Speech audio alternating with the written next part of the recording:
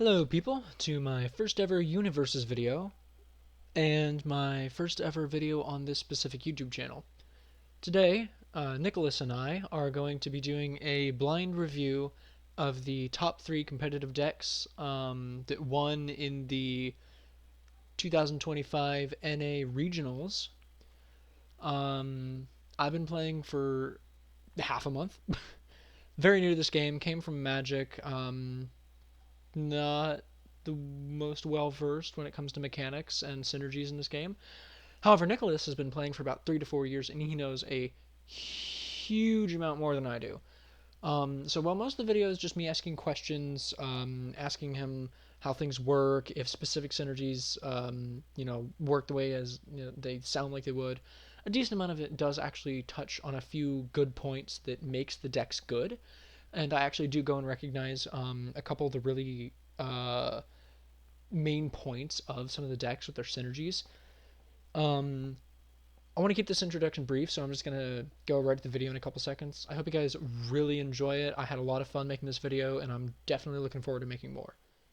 Alrighty, so here we have the top 3 contestants for the UniVersus North America Louisville Regionals. I got Nick here with me. He's a semi-experienced player. I myself am extremely new. I have essentially no idea what's being talked about here. I started about 2 weeks ago. Nick, how long have you been playing UniVersus? At this point, around 3 to 4 years. Wow. And UniVersus has been around for decade-ish? Longer? I think the earliest card that I've seen existed around like 2000. Wow, so almost 2 decades. Cool. Um, Yep. so as I said, we've got the top 3 contestants decks from the UniVersus 2025 NA Regionals. And something I'm noticing, very obvious here, is all 3 of them are running Zeke Yeager. The top 2 are running the War Chief version, which is the first printing, and the regular Zeke Yeager was from the second set for Attack on Titan. Uh, the one that Maxwell, our number 3, is running is from the second set, which I forgot the name of. And the other 2 are running War Chief, which I believe is from the third set from Oh, the Apocalypse. third set. Okay. Yes. So, what makes Zeke Yeager specifically so good when it comes to the Attack on Titan cards, and why specifically War Chief for the top 2? Zeke Yeager appears to just over his instances interact with a stronger card type in game, that being backups, and uh, those sets, the set Attack on Titan sets, tend to have a lot of them and a lot of good options for them. As for our Zeke Yeager War Chief, we have decently strong abilities on the front side, good check modification that gives us some decent strength, and then honestly a pretty good second enhance that more or less seems like our gateway into Beast Titan Finale. In which case, on the backside, being the finale of Beast Titan, having a really good buffing effect of just it's easier to play our ranged and Titan cards, which might even includes a decent chunk of our backups and almost all of our attacks, as well as just our backups can be turned into health and card draw if we see the need to. So probably with things like Oyankopon and maybe someone else that I'm not thinking of. There's a lot of cards. It most definitely is. So, I'm seeing here for Maxwell's deck specifically, he picked the second printing Zeke Yeager. Um, it seems like before he form shifts into Beast Titan, he focuses on quite possibly using backups to block and then discarding attack cards, which he doesn't have very many of, but we'll get to that later, to bring the backups back into his hand after blocking, potentially getting a hand of maybe 4 or 5 backups that he can then build afterwards. And then it seems like in the second half, when he form shifts into Beast Titan, he can discard the backups that he brought back after, building, blocking with them, and then getting more back, to get his attacks back.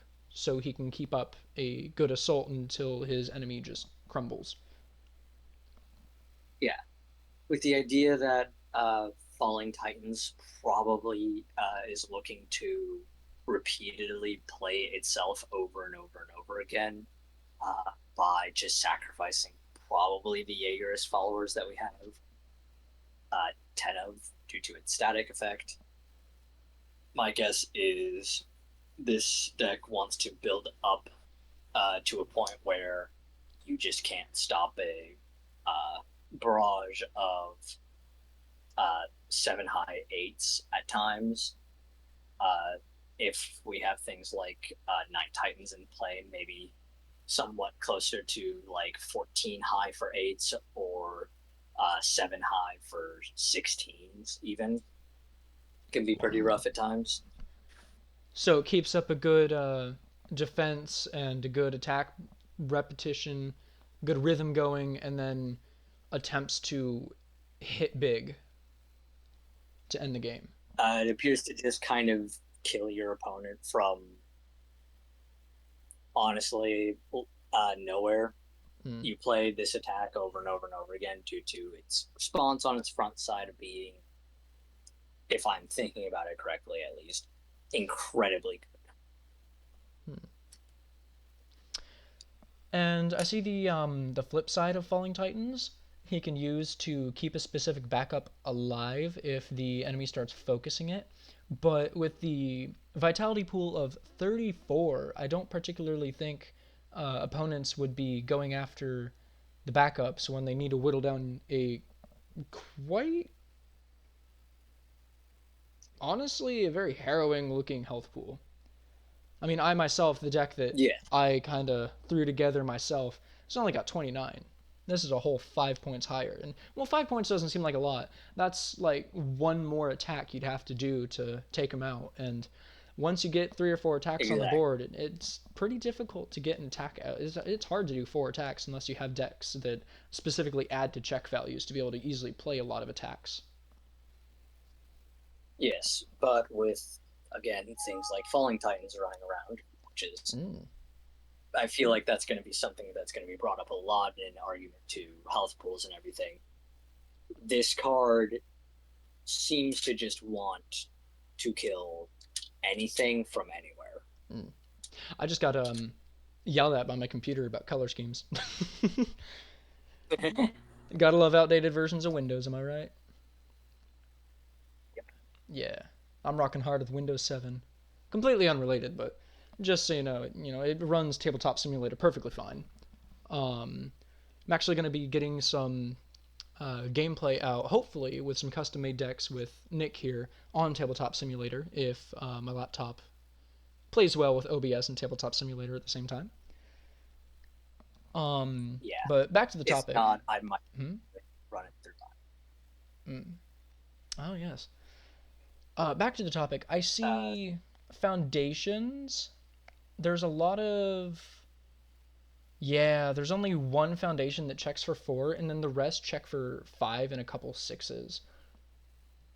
But the backups don't have with the exclusion of 9 Titans, the backups don't have very high check values. Well, the attacks do. So is the idea to get a lot of these low cost foundations that check high out, and then after all the foundations are like after you get a lot of foundations out, you still have plenty left in the deck with 24 foundations as opposed to 11 attacks and 22 backups. You get a bunch of foundations out to get the passive effects, and then you use those really high check values to play a lot of backups, or even possibly 2, maybe 3 attack cards per turn. From what I can tell, it seems that some of our higher check backups are either used pretty much just for checking or for blocking. whereas some of these other ones appear to be more either defense or small offense tricks that kind of go alongside the backups that we were building alongside everything. With Zeke wanting to, the front side at least, wanting to have a lot of backups in stage to draw a bunch of cards, it's entirely possible that the game plan is just to throw out like 6 backups onto the stage, 6, 7 backups onto the stage, use his form, and just draw 7 and have a humongous hand with good defense, and just absolutely destroy someone on the next. Yes, I'm also seeing, I was looking at these attacks. Falling Titans seems like it would be the attack you would constantly do to get a lot of the high blockers out and just to, attempt to do a bunch of damage. But then I also see Political Strife. It's a low attack, which I don't actually see a lot of. And while it doesn't do a lot of damage, it's Blitz, which not, if I'm correct, Blitz applies the second it's played, right? Like the second you pass the check for it, the Blitz triggers. Uh, Blitz is a May ability that happens after the response window to playing the card, but before the enhanced step of the card begins. Okay. So this Blitz makes up for the low damage with the amount of backups you're going to be having out. Yes. Mm. The only realistic problem here is that it isn't a Titan card, and therefore R9 Titans cannot double its speed, at least not through normal means. Which makes me curious as to how this thing breaks through. I'm also noticing a Breaker 2 on this card being probably what it's more used for. Yeah, use it for Other breaker, maybe than sneak through because they're expecting a high attack, which seems to be really common. Powerful attacks are high, so you sneak through with a 4 with breaker, and then if they do block it, hit him with Falling Titans and possibly end the game. Right there. yeah, it's either you run their hand dry with Falling Titans and you just say, all right, I want the game to be done now, and you Political Strife and just bomb someone from orbit with it, or it's literally just Falling Titan, Falling Titan, Falling Titan over and over. Mm. And then you can use the Zeke Enhance to keep bringing Falling Titan back because there's only 3 of it. Well, looking over Falling Titan, the response on this, being able to sacrifice a backup after it's done its damage to just add it from the card pool back to your hand where you can then play it again, basically just means that it's a 6 difficulty attack with a lot of copies. Oh. Oh yeah. Okay. So you can Effectively, keep your hand replaying has this with copies. 0 difficulty modifier constantly. Yep. It Oh. appears to be one of those things where the amount of copies you technically have in hand is equal to the number of backups you have in play. Mm. And because a lot of these foundations check for 5 or 6 with only 1 in the entire deck checking for 4, the goal is to quite literally kill them in one turn by constantly playing this and getting essentially guaranteed checks. Yep. On top of that, because of how many backups this deck runs, especially on the lower difficulty, and with the Jaegerist follower being a 10 copy with only 1 difficulty on it, a Very lot easy of to get these a can bunch of come them out. out. And they seem like pretty good sacrifice fodder for Fallen Titans. Mm. The Beast Titans Rock Barrage. Why is this card in here? What does this card do? I mean, it builds It backups from your discard pile, yes, which is very good actually. Now that I think about it, but the other 2 blitzes Yep. don't seem particularly synergistic. They just seem to be there as a benefit, like a little bit of utility. Basically what they are is, I'm pretty sure the idea behind them is if your opponent has a few too many options available to them, then you would like for the Falling Titan Barrage or Falling Titan cycling. You can throw out this Rock Barrage, build in whatever backup is in your discard pile that you more than likely checked at this point, and then them have them commit two of theirs, and then you selectively commit one of theirs, and you just lock down a lot of their defensive options really quickly, allowing you to more easily kill off of Fallen Titans. And then let's take a look at this asset. What is this asset most likely used for? It's got a response sacrifice for after your rival plays an ability on an action card or a keyword ability on an attack card, cancel that ability. So is it just a little bit of utility? A little bit of defense? It's specifically to stop a specific card that is already in the deck. One of the stronger actions running around, especially in stopping things like Falling Titans, happens to be this Filled with Doubt down here.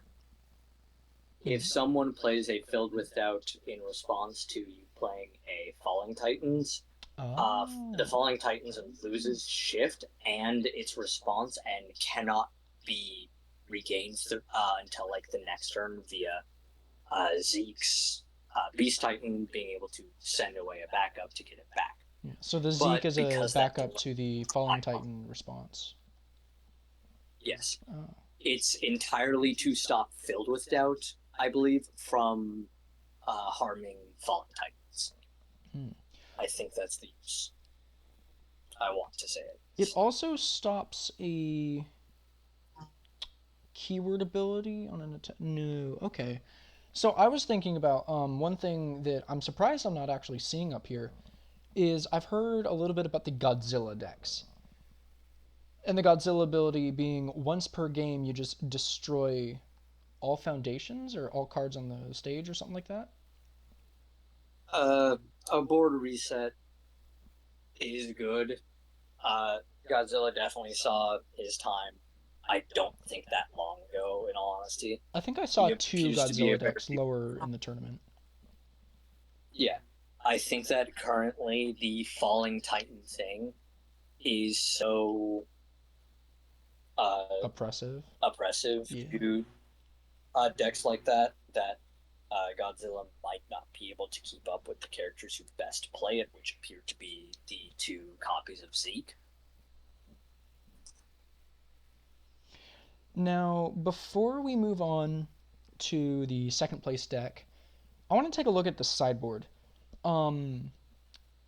There's a character card. I'm not even going to attempt to pronounce that.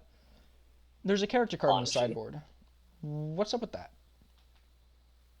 So the character card in the sideboard shares the same symbols as Zeke Yeager.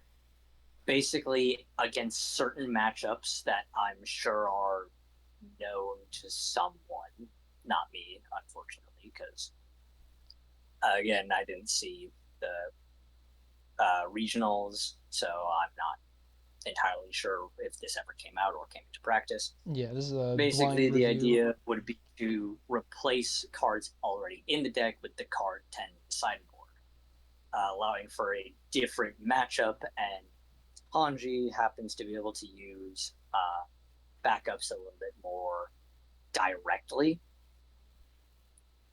effectively getting speed boost for using them in a completely different way. Oh. Now I see it's also. I see the middle passive. Your backups with printed difficulty 4 cannot be attacked. The 9 Titans is the one with printed difficulty 4, and I actually see 2 more copies in the sideboard, so I imagine those 2 would be thrown in if the character were put in, as well as a third Filled with Doubt for a little bit more seal and a couple foundations. Yep. Which I don't particularly see. I'm looking over, I'm trying to figure out like which cards come out to put those in, but it seems like there's probably 2 backups that are going to leave. The Filled with Doubt is probably going to come in, and might replace like foundation slot or backup slot depending on what the matchup calls for. And then Frantic Rescue and Driven by Retribution appear to change intermittently between one ofs through four ofs, depending on, well, of course, the matchup. Mm. Now, I imagine this character card would be to specifically protect the 9 Titans from damage, because they're the only one with printed difficulty 4. I imagine that's just because they happen to be the best backup. They're one of the stronger ones and one that you can have multiple of with a very powerful enhance on them. The other reason I believe is because it doesn't really hurt. It the existing backup lineup might be a little bit weaker for Hanji than just having 2 more 9 Titans instead of some random 2 others. Hmm. And then, of course, Falling Titans flip side, being able to um, add 10 stamina and also bring itself back to be played. A lot of recursion on Falling Titans. The enhanced being able Yep. to add 10 stamina, I imagine, would go to something like the 9 Titans to be able to continuously double a Titan attacks, because Falling Titan is also a Titan attack. Being able to double the speed or damage, and being able to have multiple of them do. If you have 2 9 Titans out, can you play both of their first enhances at the same time? Or only one? No, only one. Only Because one. you do your enhance and your opponent gets to enhance and you've done your first enhance.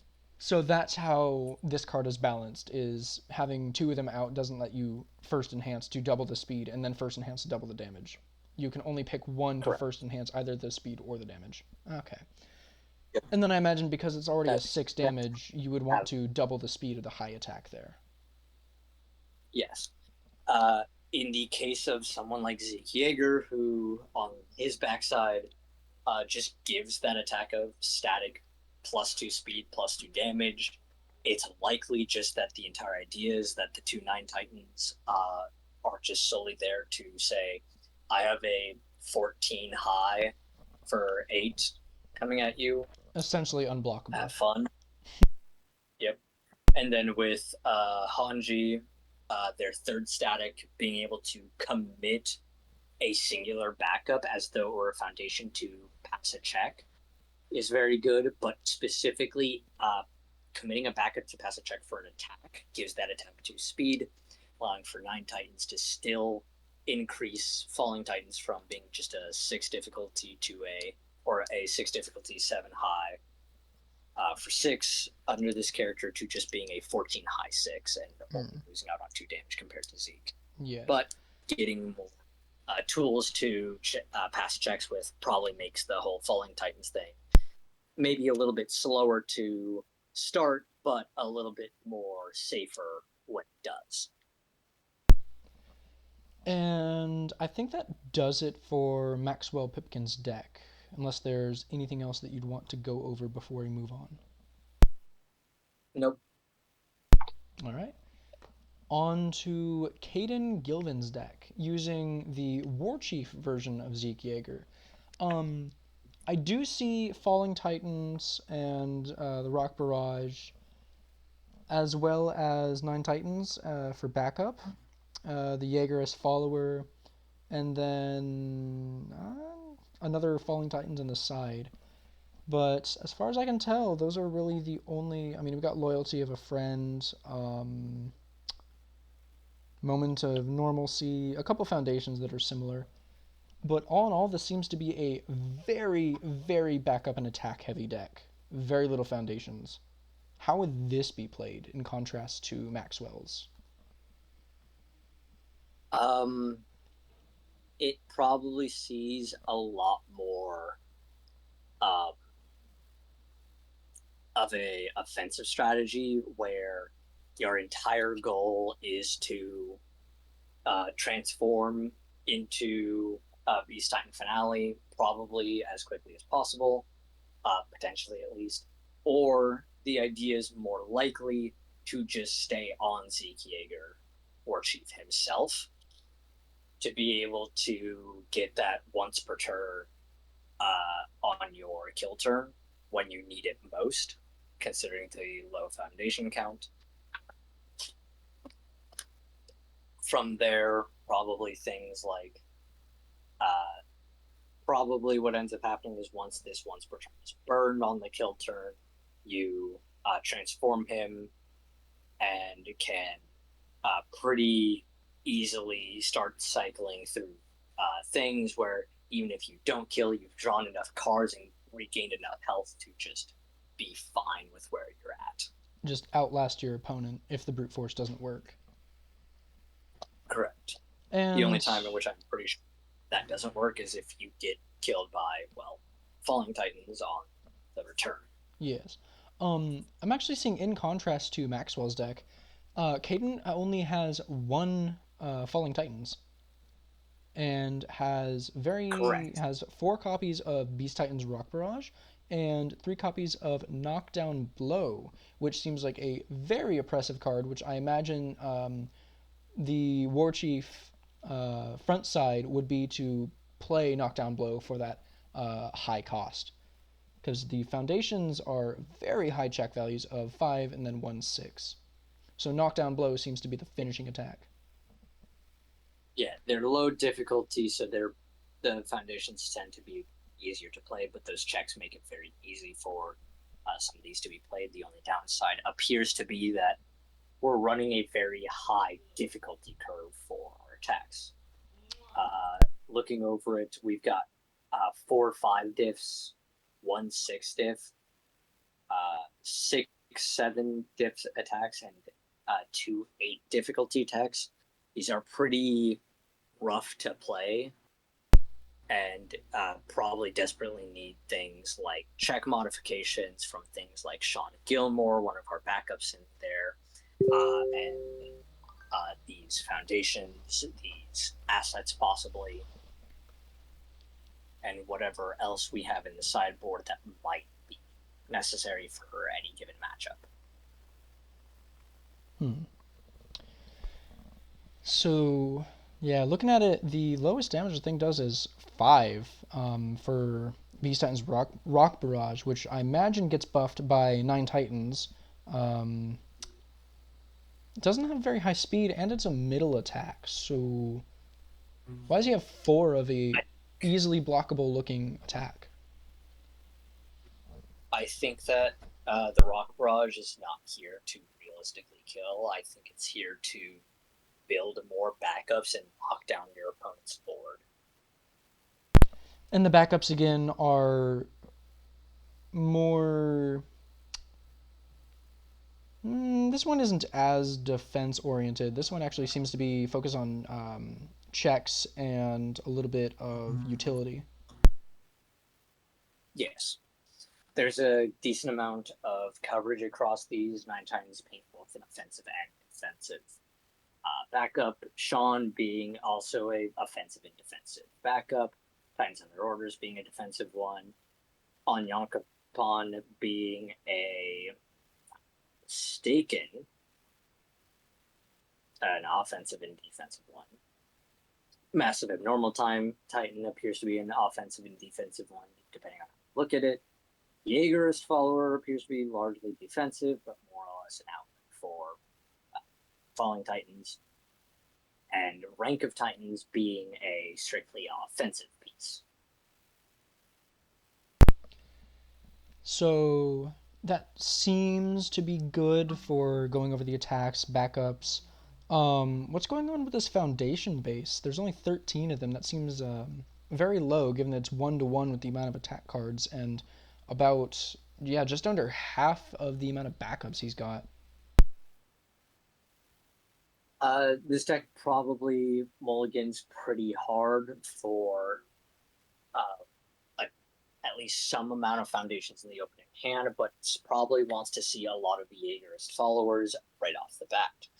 Doing so, allowing them to use their front side to sacrifice them to draw more cards to be able to build more consistently, get the attacks, the assets, probably a few more sacrifice fodder for Zeke and Falling Titans, as well as, of course, the foundations to possibly check things well enough for the kill turn.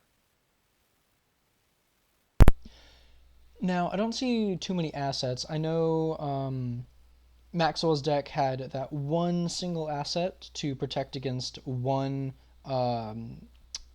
anti-attack, like a Filled with Doubt. Well, this deck has Cape of No Return, which seems very, very powerful, just completely removing an attack from the game. Yes. More specifically, this card seems to be particularly good against any attack that would start a kill turn. Being able to remove the beginning of kill turn typically ends up being very, very strong because that first one typically sets up the ability to knock your opponent out.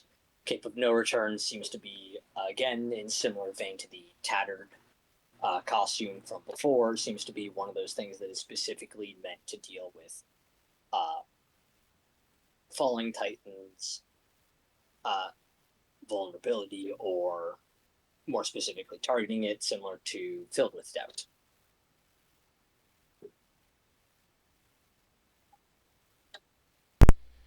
Now, looking at Knott's Flask, what does this seem to do? There's a lot of text, and I looked at it a little bit ago. I think it was on a different deck that somebody else sent me to look at when it came to building a solid starting deck for myself. It seems very interesting. Um, the It enhance most once per definitely turn. is. Mm, continue. It's it's a very strong card, I will say. It was actually too strong at some point, since has been Really now. ratted to where it has the unique keyword.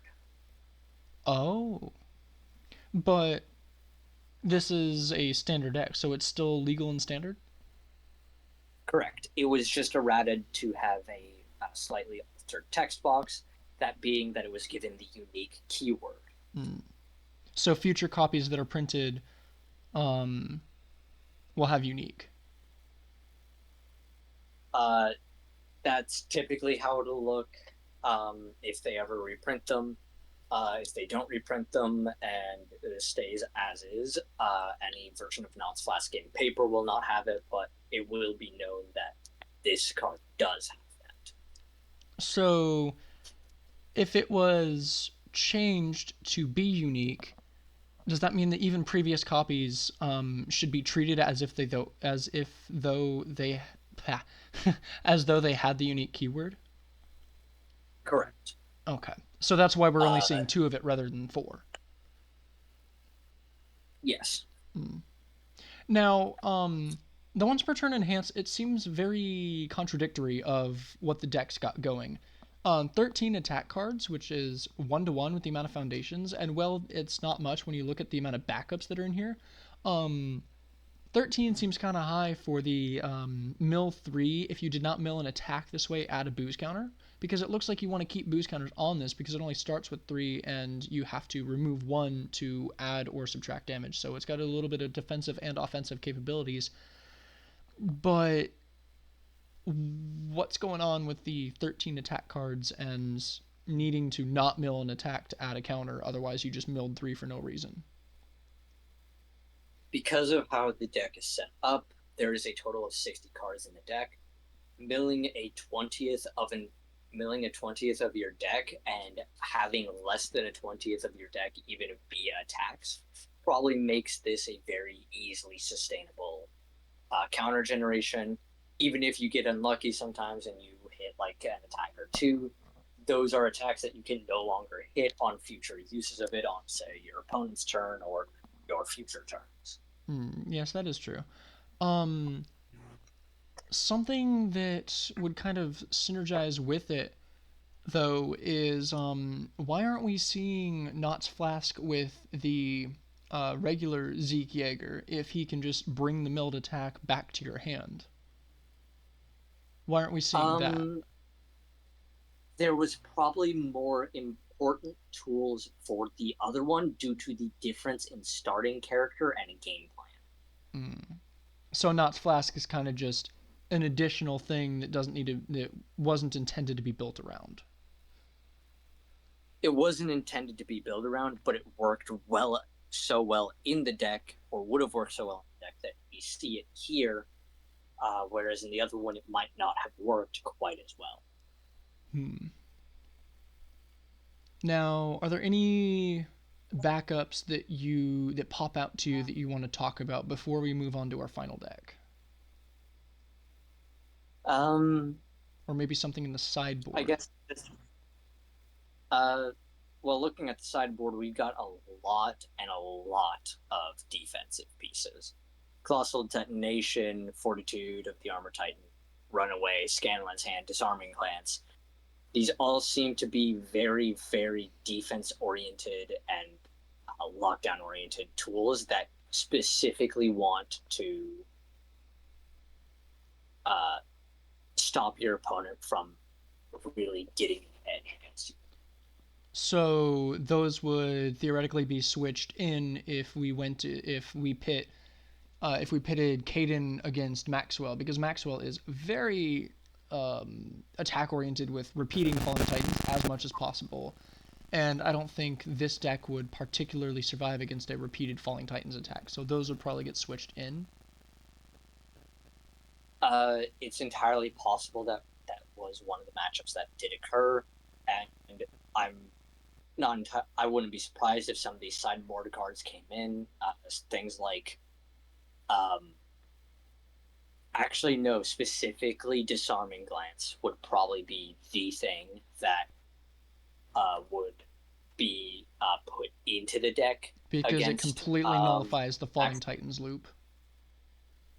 It does. It would stop. It would stop them from doing it during that attack. Although there's a curious ruling here to which I'm not sure how it works myself, but Really? I would have to imagine that Disarming Glance still stops the response on it. But there is a good question, since Disarming Glance was in fact errated to being during this attack, they cannot play abilities that out of cards to their hand. It would be interesting to know if the attack resolving considers it the end of that attack. Hmm. And if it does the response happen before or after it resolves fully? To which, maybe it might stop it, but who knows? After this attack resolves, but Disarming Glance triggers after an attack is played. So it seems like Falling Titans would be negated. The resolve effect would be negated because, well, the response can be played at any point, or no, the response is played after is played. It resolves and triggers after the attack resolves, so after it deals damage. But Correct. Disarming Glance My comes into play after the attack is played. So it is put into effect before the resolve trigger of Falling Titans response. So I believe Disarming Glance would completely nullify Falling Titans just because of stack priority, if that's a thing. I will I will hope that that is in fact the case, because that would fully explain what this card is doing here. Yes. Coming from Other than coming maybe from this, Magic, that seems to be how it would resolve in the stack. yeah. Alternatively, it is simply just to stop other cards, like character cards or certain attacks or stuff like that, from explicitly allowing you to draw cards or add things from the discard pile, which probably hits a few characters at least pretty hard. Now, something else that I had my eye on is Colossal Detonation. With only one copy of it, it seems to be kind of like a trump card against something similar to like Godzilla's once per game. Um, it is a ranged Titan attack, so you could theoretically bring Colossal Detonation back using regular Zeke Yeager's Beast Titan form to add a ranged attack from your discard pile to your hand. Um, but I don't believe War Chief can do that. So Colossal Detonation Correct. has less synergy here than it would with the other deck. However, it's in the sideboard, so it looks like it might just be a trump card to something that plays a lot of low difficulty foundations like Maxwell's Zeke Yeah. deck. Due to the low amount of foundations that this deck actually runs, Colossal Detonation probably sees play a little bit more comfortably here, where you use less than what some others might. Yes, because theoretically, to get it seems like this deck mostly does maybe like 2 or 3 big attacks, and you really only need at the absolute most 3 spare foundations if you try to play Resurrected Titans, hit a 5, and need 3 more to play it for turn 1. But it seems like this plays 2, 3, maybe 4 big attacks using those high check values and a few foundations. So Colossal Detonation definitely would see a little more of a to the wind kind of play rather than like an absolute last resort. Also, that 8 Yeah. speed for 10, well, it is a middle attack, so it can be half blocked a little more comfortably, given you have something to pump your check values or reduce that speed, because 8 speed is still a lot of speed. I don't think anything in my deck could comfortably block that without a lot of foundations.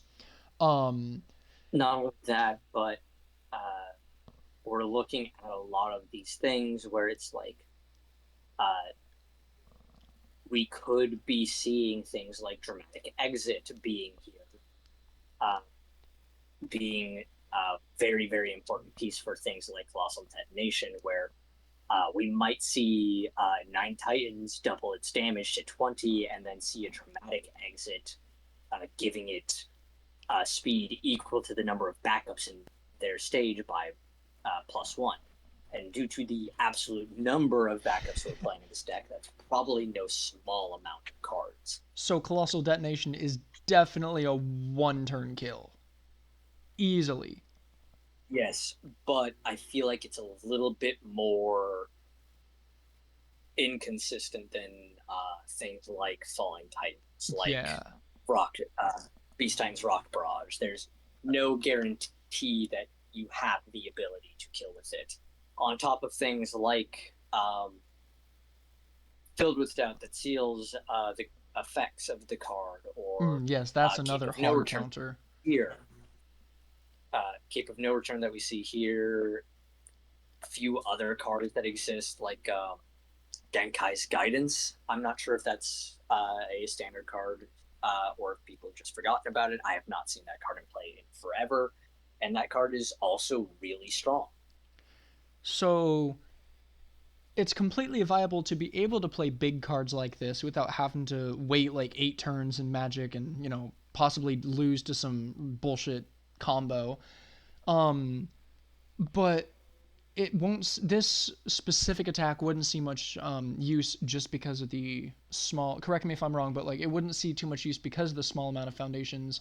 Needing at the least, you would actually need 6 foundations ready to be able to play this if you checked an inspiring song for 6. So more likely you're going to need 7 foundations up out of 13. That is just over half.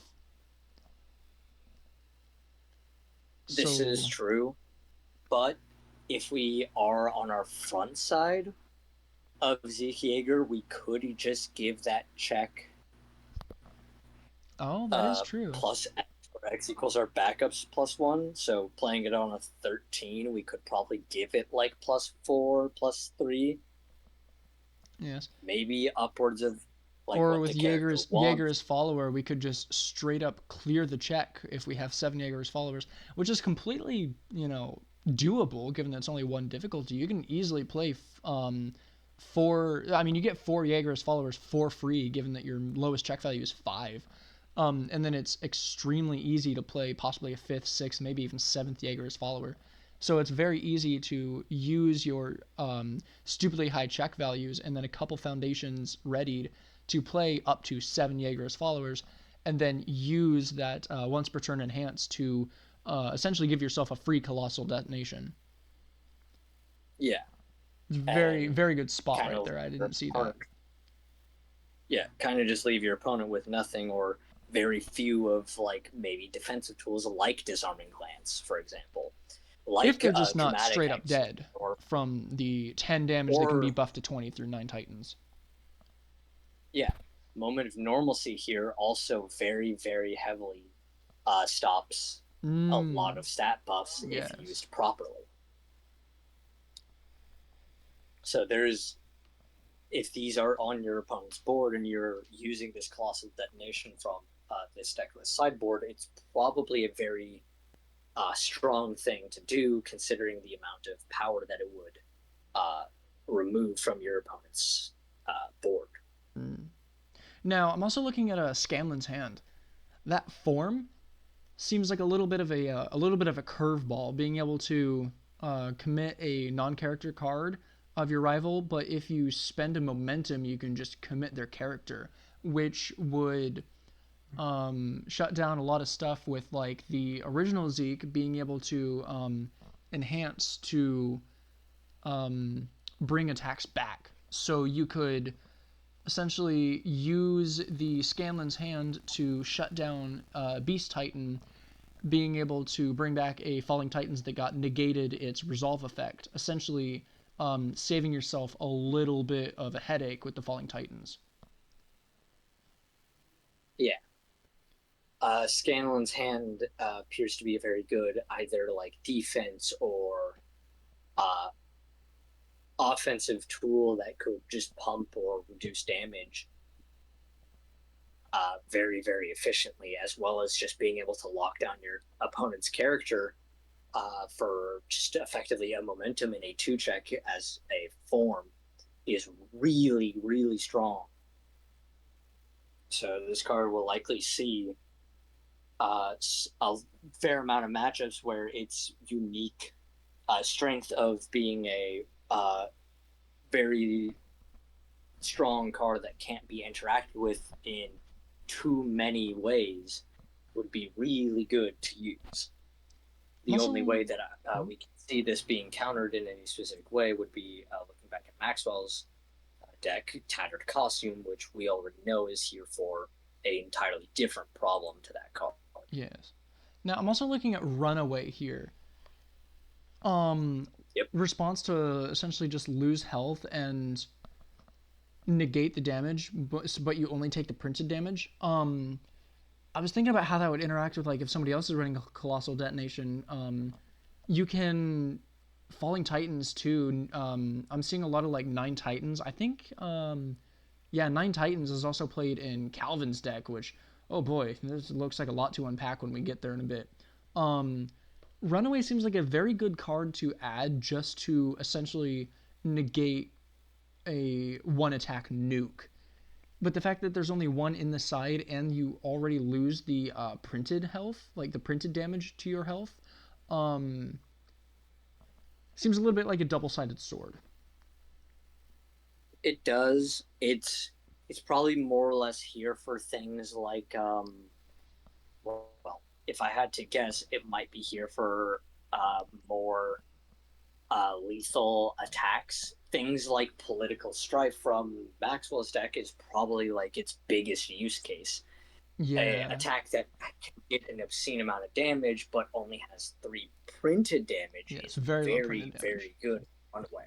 Something I've also Um, realized with Runaway is, while you still take the printed damage, it negates all damage, so you can let it go through without a block, but it won't go to their momentum. and it won't. Which I'm Correct. not seeing a lot It of does. momentum play. I don't really, I'm not seeing very much momentum play. But for something with my like my deck that I've got, my weapons deck that focuses a lot on using powerful and EX, Runaway would be a very good counter for my deck. I'd spend a lot of momentum for powerful, buff the card super high, and then it just gets completely countered, and I don't even get one momentum out of it. I'm dry for the next Yeah, attack.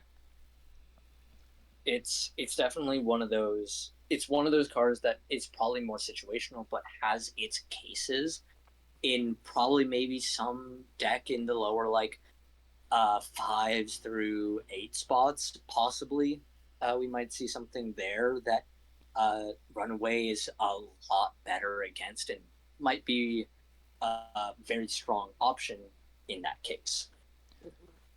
Now, Fortitude with the Armored Titan, is that just a good defense? Like they play an attack, you see that they're going to do a lot of buffing.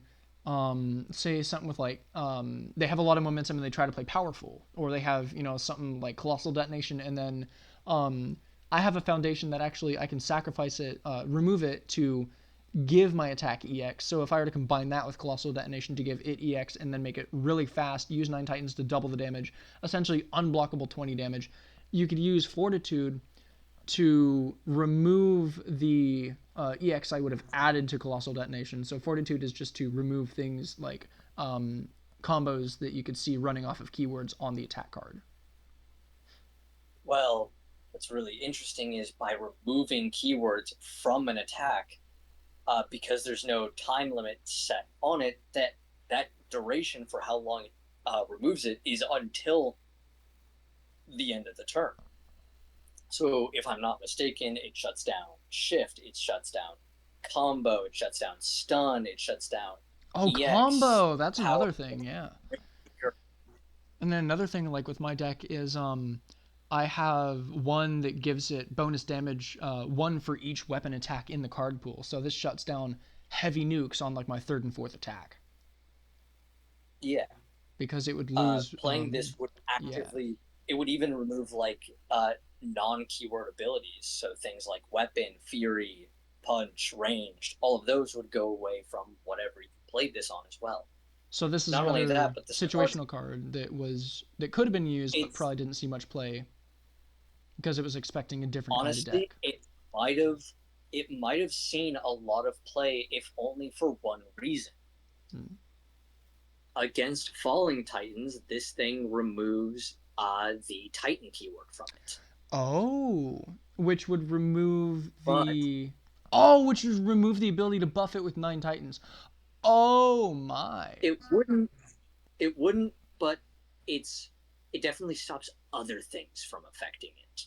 No, it would remove the ability to More buff it with 9 importantly Titans though, because Falling Titans would lose the Titan keyword, and 9 Titans only buffs yes, Titan attacks. but 9 Titans is a first enhance, meaning it'll be the first enhance Oh. played for the attack period.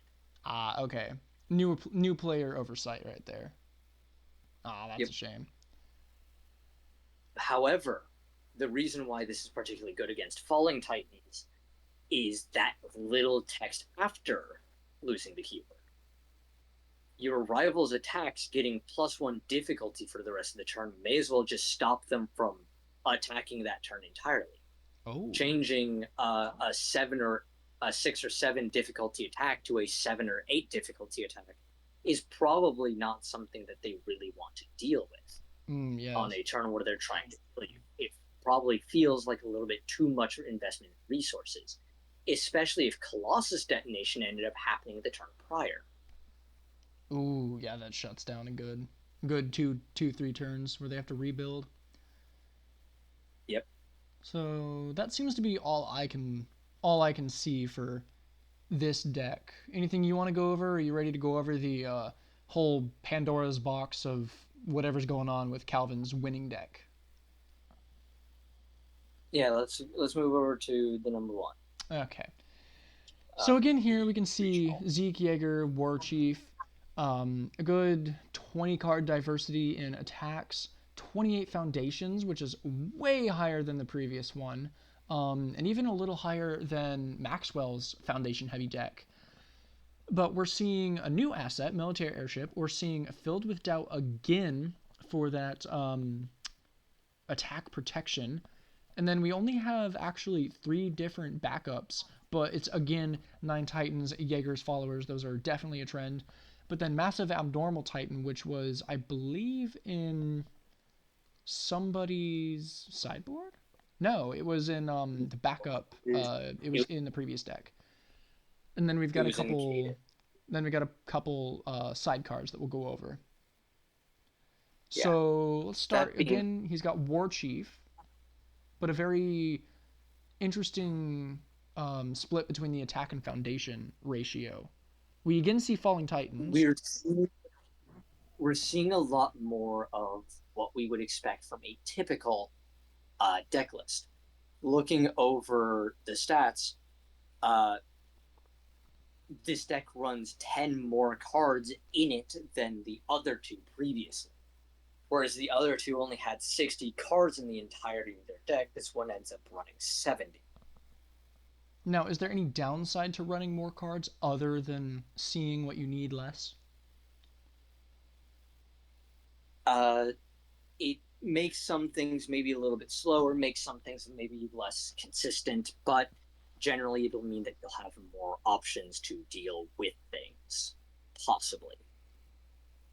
So this looking more like a typical deck, and we've already gone, of course, over Falling Titans, Nine Titans, Jaeger's Followers, thing with Zeke, Jaeger, War Chief.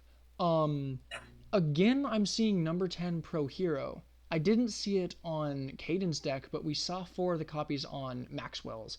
Um, it's a very good foundation that checks for 6, so it's already an insanely good card. But again, you also mentioned in a previous conversation that high blocks are good because high blocks are the powerful ones. And again, Falling Titans is a high attack.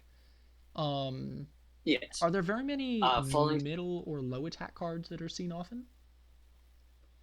Uh, yes, there are quite a few, as I'm sure you've been able to tell.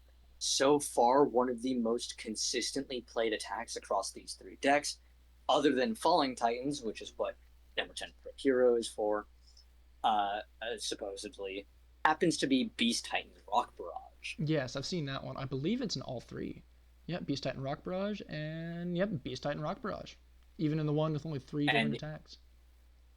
in these top two, we're noticing Resurrected Titans also being here, as well as Beast Titan attacks, which are two more mid attacks. Very powerful ones, too. Yes. However, in contrast to those other ones, we're noticing some new players in this deck specifically. Female Titan attacks seems to have stuck out because Beast Titan attacks, I believe I saw, yeah, in Caden's deck. And also, no, that was Political Strife for the sneaky low attack. Yeah. But Female Titan attacks is a high attack that seems to just be default chunky. Really, I don't see any particular things with its blitz. It is a found. It is a shift into a backup, which would synergize with Zeke Yeager's front side enhance. Yeah, the check modification and all that. It's also it can also probably pick up some other attack in here on the other side. Actually, no, it can't. Interesting. Then it's probably just here for that enhance of just a generic speed buff, which I mean, It's it's always good, pretty good. especially for something with Uh, Falling Titans, which already starts with 5 speed, which is pretty formidable. Or like Beast Knight and attacks with yes. 6 speed. Itself has 7 speed. But it might actually, now that I'm looking at it, it might be something to the buffs. Maybe Unyielding Destruction. Maybe. Unyielding, Beast Titan's unyielding Rock destruction Barrage is and Harness Undeath is actually what I think I would use it on, given that it's a sneaky low attack. yes. So we're seeing here several new attacks that we haven't seen previous to. Female Titan, Harness on Death, and Unyielding Destruction are three new players in at least this deck list in the top three. Harness on Death appears to just get Echo for detonating one of your own backups. After your rival loses health, you can gain some health, and when you can choose to lose some health to just say, what is it? Oh, well, that might be why it's in the deck. Uh, just causing your rival to lose health equal to the number of backups in all discard piles. Mm. In what we can very clearly see being a situation where shutting down a Falling Titans can oftentimes lead to you winning the game, at least from what I can just tell by the deck list of these top three, being able to stop it and completely remove its ability to continue after you let them like get you down low enough, and or after you let them sacrifice a decent number of their foundations or backups just to play out this, lose a small amount of health in our 29 health character, and being able to say all those backups that you just destroyed to try and kill me do damage to you. Yes. Especially given that the top three decks are very backup heavy. Well, I say top three. Exactly. The Calvin's deck is, you know, racially speaking, backup heavy. But when it comes to the ratio between the rest of his cards, it's not particularly. But let's be honest, how many decks are you going to see that has more than like 4 backup cards that isn't running a backup specific deck synergy? Like this is a lot for Yeah. any deck I would make, even though it's only it's really only pumped up by the amount of Jaeger's followers he has. But even then, if he didn't have Jaeger's followers, which would probably shut down a lot of what he's trying to do, 9 Titans and Abnormal Titan is still 8 backups, which is more than I think I would run in a deck. Given that I don't Yeah. particularly know what backups do, but still. Um, It's definitely the amount of backups that we see here is typically like far more than we would have like some other types of cards, such as like the assets and actions, unless you know the characters or specific meta explicitly revolves around them. or something like the recent TMNT event, which we both actually went to the was it the release event or the pre-release event We went to the in pre-release yeah, event. we went to the pre-release event in Vancouver. It's actually where we met.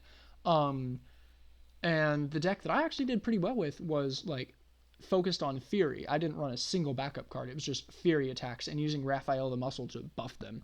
Um, so while this deck isn't like the newest cards, it seems to be that backup shenanigans specifically has been powerful for a while. They've been powerful for a few sets at this point. The more that we see come out for its support, things like Falling Titans, things like the Zeke Jaegers, the first Hanji, right? These things that specifically target foundations and leave behind these backups, the are typically going to start seeing a lot more play the more support comes out for them. We'll Also, probably see this continue with any further ATOT sets that might come out in the future. something I just thought about is with War Chief allowing you to buff your check values based on the amount of backups you have, and the fact that there are going to be, at the very least, like 5 backups at the lowest, with the amount of Jaegerist followers and how cheap they are to put out. Um, Colossal Detonation wouldn't particularly damage a War Chief deck because it's going to get those check values from the backups, which Colossal Detonation, I believe, doesn't affect. Yep, just all foundations. Yep. Which More is why it's probably in the specifically, sideboard rather than actually in the deck. we're not seeing. Funnily enough, we're not seeing uh, colossal detonation in this deck, whereas we're seeing unyielding destruction.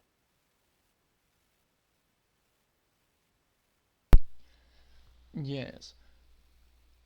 4 Uh, foundations, sacrifices the rest. It is cheaper to play and can have the same effect with something against like Maxwell's deck, which has the usually expected ratio of foundation to attack for 2 foundations for 1 attack.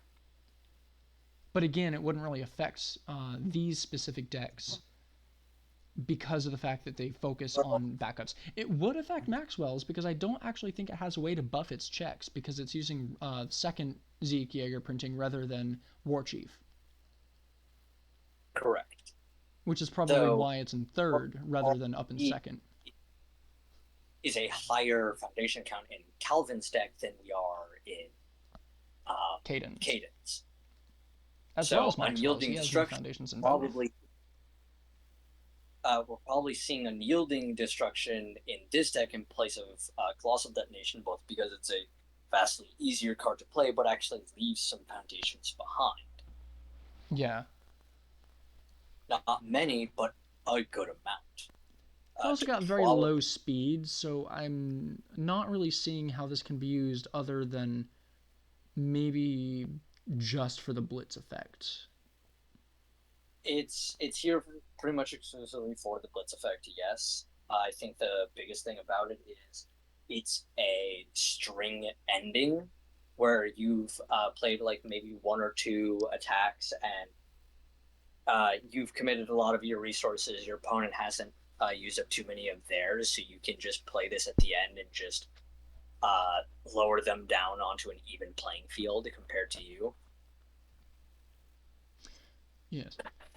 Now, does that seem to do it for the attacks? And obviously, we've already pretty much gone over all the backups. So I think we can move on. We've looked at filled with doubt. I'm very curious about this military airship. Why military airship rather than Cape of No Return or Tattered Costume? Um, where we look at uh, tattered costume, it stops. Um, uh, we see tattered cloth stopping filled with doubt from affecting falling titans. Well, if we really, really feel threatened by filled with doubt against our falling titans, or well, generally anything else, especially in this deck, because we have quite a few things that would suffer from being sealed. Military airship is just a free way to grab that card back. That's significantly more difficult to deal with, especially seeing as how we didn't have any decks prior that really targeted the assets in someone else's stage. Now, what does freezing this card do? Like, Because part of the what does freeze this card specifically do? yes, because of the enhanced committing this card, freezing it means that during your next not your next ready step at the beginning of your turn, instead of re-readying this card, you will instead just remove the freeze off of it instead of readying it. Oh, so it's like a So, stun counter. yeah, it doesn't ready during your next turn. Ah, okay. So it stops it from being used a ton of times. The only problem is because we're running two of them, we might see a little bit of a gimmick of being thrown around here. If they end up with both of them in their hand at different points in the game, we could see them using military airship to commit, freeze it, picking up a card back from their hand, continuing on, and then playing that second military airship to build in a ready version of it. Oh, but it gets rid of the first one because of the unique keyword.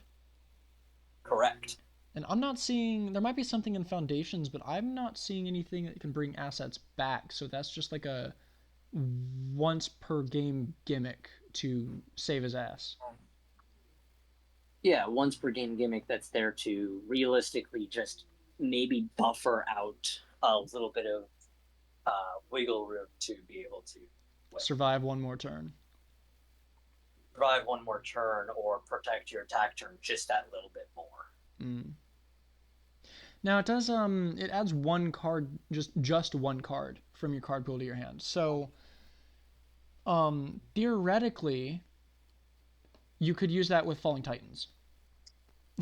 Correct. If the Falling Titans freeze gets what card was it that could have? It was Disarming Glance. Actually, removes the ability to be able to bring back Falling Titans because it resolves before. Unless I'm wrong, but it seems like Disarming Glance resolves before Falling Titans after resolve. So Disarming Glance removes Falling Titans' ability to be brought back. However, you can just do another attack and then does Disarming Glance stay until No, cannot play disarming abilities until was a after it resolves. So you could use military airship as a counter for disarming glance to bring Falling Titan back. Anyways, whoa, that voice crack. yes. It seems as though like military airship appears to be a better answer at least to falling titans being stopped comparatively to things like Tattermoth or uh, disarming glance Yeah. because it appears to be able to be a lot more versatile if only being able to be used every other turn. Given if you're using it on a turn, you're probably wanting to kill that turn. So you're Yes. probably not planning on going past going for 2 more turns. All right.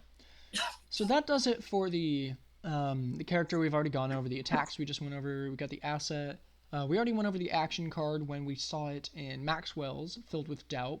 The backups are we've seen a lot. Is there anything special about Massive Abnormal Titan? We've already seen it in the It's second deck.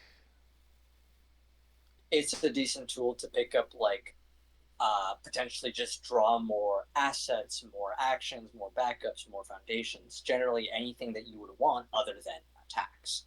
Mm. And we already have ways to bring back the attacks that we want, mainly Falling Titans being the desired win con.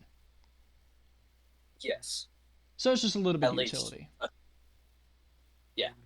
Okay. It appears to just be more utility as an offensive slash defensive card. Hey, utility is always nice. Now, Agreed. let's finish this up with talking about anything special on the Foundation side. I mean, of course, we got number 10 here, We're number 10 Pro seeing, Hero, Dramatic Exit. we're seeing a lot of new cards in here than we did in the others. We're seeing things like Macho Concealment, like Surprising Skill, like undercover infiltration, this high value target, this pump up. We're seeing newer things in here than we would otherwise. And high value, correct me if I'm wrong, but high value target and pump up are going to be legal and standard for a couple more sets until they're rotated out, right? Because My Hero Academia sets are relatively older than the Attack on Titan sets. Correct. League of Villains, which is where they come from, appears to be the oldest set in standard right now, which means that in about like a few months or so, we might see this set entirely rotate out. So Hmm. these cards are probably here for very good reason. High value target here for probably a very strong reason. Yeah, counting as That two stat foundations.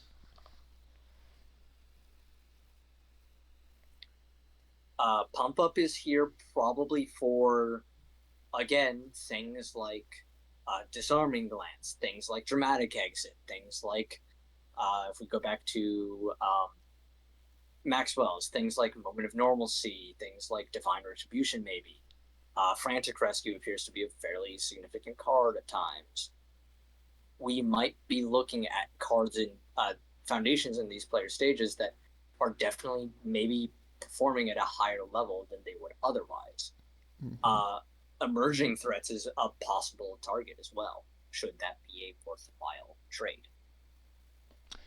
So it's just a little more utility with a little more brain power put into the foundations. We're definitely seeing probably a more experienced player here with Calvin rather than the other two. Not saying the other two are unexperienced or inexperienced, but Calvin probably put quite a bit of thought into foundation. He might have played um, a lot, a little longer than the other two players, given he sees the value in these older cards that are about to be rotated out. I think, and this was something that was brought up by um, a different content creator not too terribly long ago at this point, where people end up being a little bit blinder to older cards due to the shiny new cards that they would have access to. So we might just be looking at something where it's less a difference of thought and more just a difference of deck building preferences. More or less looking at all the options available before coming to a decision than looking and seeing what all the new toys are for this idea. Yes, that's actually one reason why I like playing retro and historic formats in card games is because a lot of the older cards, there's a lot of hidden gems. Like in Magic, a lot of the older cards you can't play are very powerful ones. Like Time Warp just gives you an additional turn. But you say that you tell that to like you name that card to somebody who plays exclusively Standard, and they look at you funny. Yeah. Definitely looking at older cards leads to far funnier situations where you might come into ruling things and weird interactions and more, Judge. especially some games, more interesting card designs than uh, just due to like rule differences at the time. Yes. And then I'm also seeing like on Pump Up here on the older sets, it looks like there was a lot of cards that were focused specifically around the character they were built with. Like Pump Up, I imagine this secondary ability would be used a total of 0 times because Zeke has no use for muscle counters. Well, even more so, it can't be used in this deck. Due to it being a muscular enhance specifically, means that it can only be played if your starting character is muscular. Oh, The I'd say the character Beast Titan is must. pretty muscular. You may try all you like, but the Beast Titan's identity is not muscular. It is Beast Titan. And Oh, it's therefore, 2025. He can identify as muscular if he wants.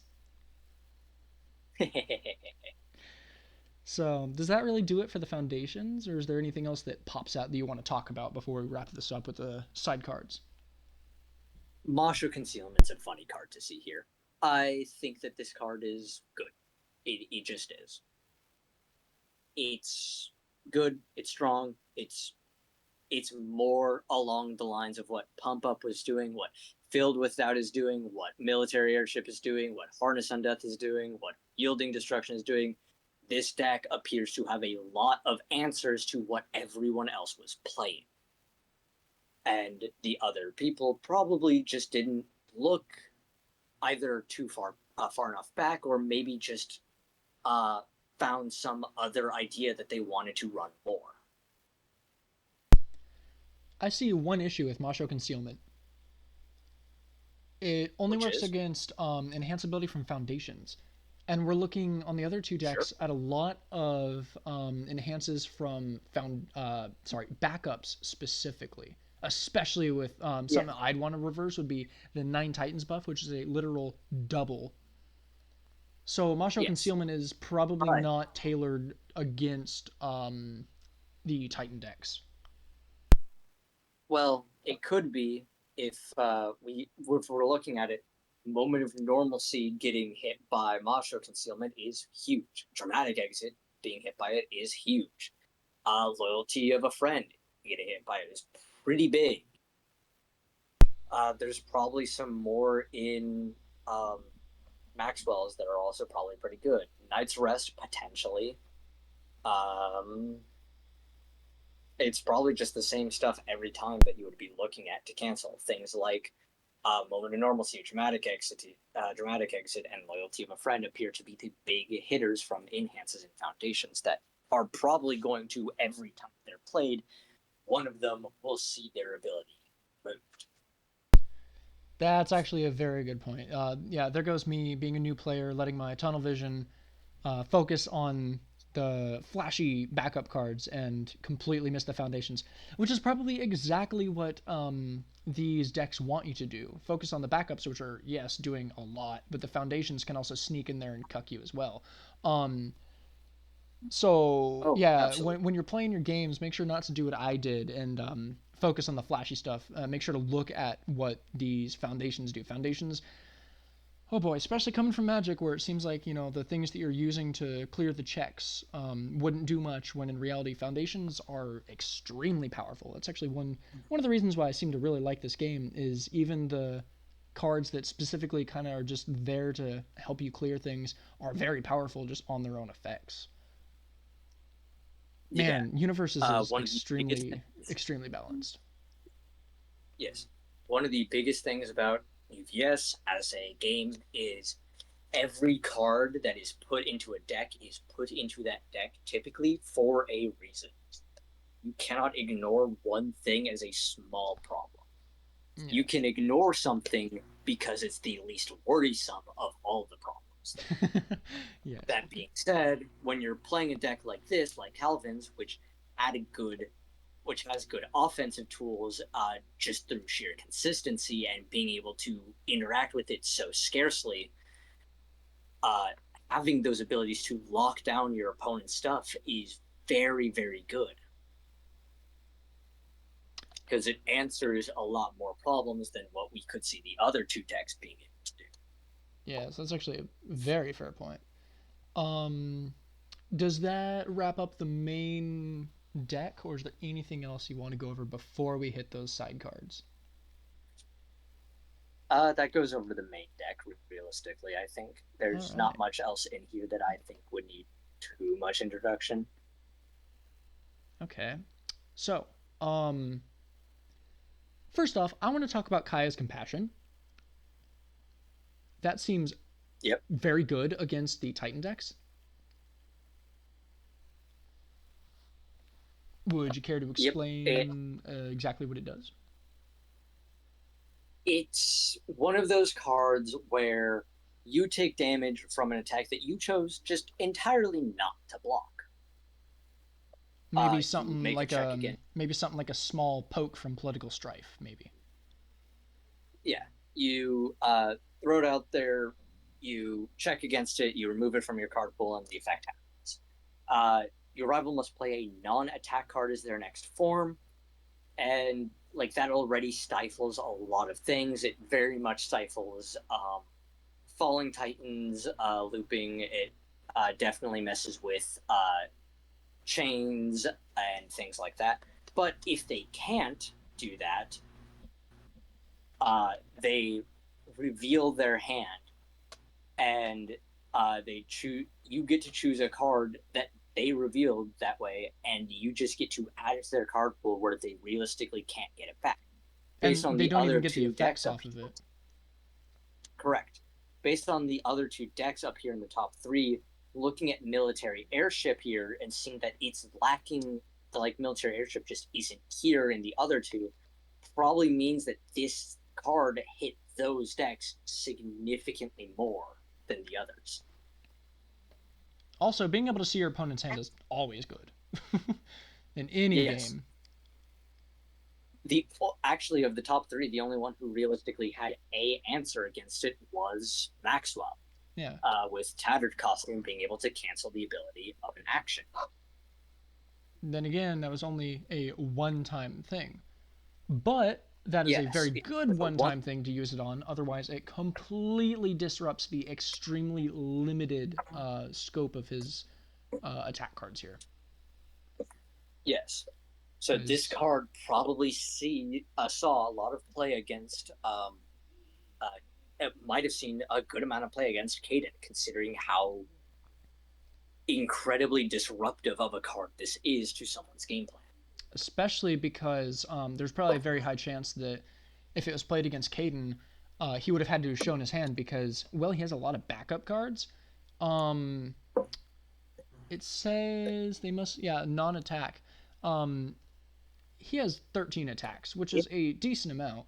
And if he's got a lot of his backups played and out, which I imagine he would, or a lot of backups played and out on a stage or in the discard, he's probably going to have a lot of attacks in his hand, um, completely removing the uh, non-attack requirement. Yeah. More importantly, if they're trying to do something akin to like what we said before, where they set up a kill turn, like play a card and then secondary try to go for Falling Titans, and you just eat the first attack, you could play this, have them show their hand, and grab their Falling Titans out of their hand and just put it into their card pool and tell them you can't kill me. Yeah, you get one more turn to live. But something with I think it was, yeah, Maxwell would actually be able to kind of recover from that, because when the at the end of your turn, when that Falling Titans that would have been added to your card pool goes into your discard, he could have like um, discarded a Rock Yes. Barrage to just bring it back and restart the cycle. Where I don't think Yeah, that could was have just possible one of with the War Chief. yeah. The Beast Titan backside definitely would stop Kaya's the Kaya's compassion from being too much of an issue. It would have been definitely a downer for the game plan, Oh but yeah, that's it one turn wouldn't. gone down and another chance for them to kill you, but it at least gives you a chance to Yeah, recover from but that.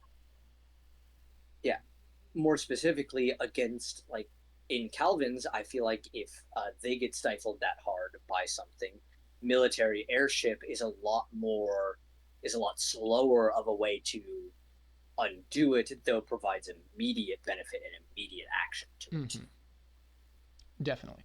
Um, Very good card. I'm actually kind of surprised it's not um, in the deck. I mean, I'm not like flabbergasted, but I'm kind of surprised it's not in there. Um, is there anything else in the sideboard you want to talk about before we wrap this up? The video's getting kind of long. I'm hungry. I'm happy Fate's Shield is here. This card's After you block with this card, this attack. Oh, so even if you partial block, it deals no damage. and it flips it after it resolves. So it doesn't count towards combos or the one toga card, the friendship something that gives you buff per weapon. Oh, and it actually shuts down Falling Titans because it Correct. as well as Zeke's. No, that's discard pile. Never mind. But it does get Yep. rid of actually. It You know, gets rid of Fate's just a lot of Fate's stuff. Shield is Fate's Shield is good. It just is. And then we have another moment of normalcy. Yep. Frantic Rescue. Special Forces Elite. What does this do? Tech Attack. I I don't don't think it's see. here I for don't tech see attack. why. I do not see why this one isn't here. It's for the deadlock response. A responsibility. Oh, okay. So like it would shut down Falling Titans. Yep. So I'm seeing a lot of play Falling Titans, but there's also a lot of anti-Falling Titans. So I imagine that's the only reason the games would go more than farther than turn 3, is the fact that there's so much to go against Falling Titans that you have to keep attempting to play that combo. Yep. Ah, okay. So that's really it, isn't it? Yep. Pretty much.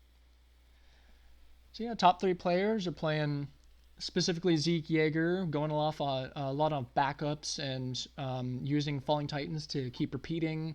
A couple interesting nukes with stuff like Colossal Detonation, um, Knockdown Blow, even a little bit of utility with like female Titan attacks. A lot of 9 Titans, Jaeger's followers just to get the backup counter up. Calvin Yep. showing probably more interesting deck building knowledge using older cards, more foundations, a couple interesting assets that we are honestly kind of surprised we didn't see in the other 2 decks with military airship. Um, all in all, very well built decks.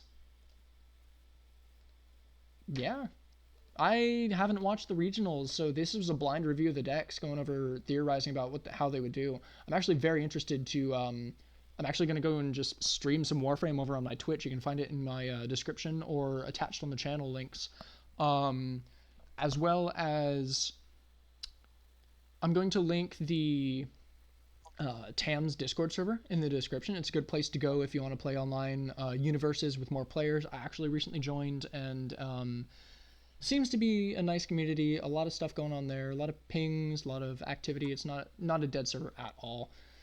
So you can go find those in the links. I'm actually going to link the Louisville regional videos in the description. Nick, you want to take it away with anything?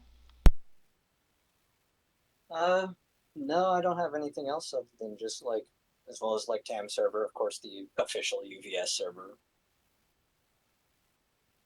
All right, I guess that'll do it. It's very nice having you all here for first video. Hope it gained some traction. Hope you did good. Go join the server. Maybe watch me go stream. I'll do a little bit of UniVersus here and there. Definitely more like Warframe, just other games. Maybe even some Magic. I play a lot of Magic. Possibly some games against Nick if he's willing. Other than Yep. that, I think that's it. See y'all in the next video. Peace.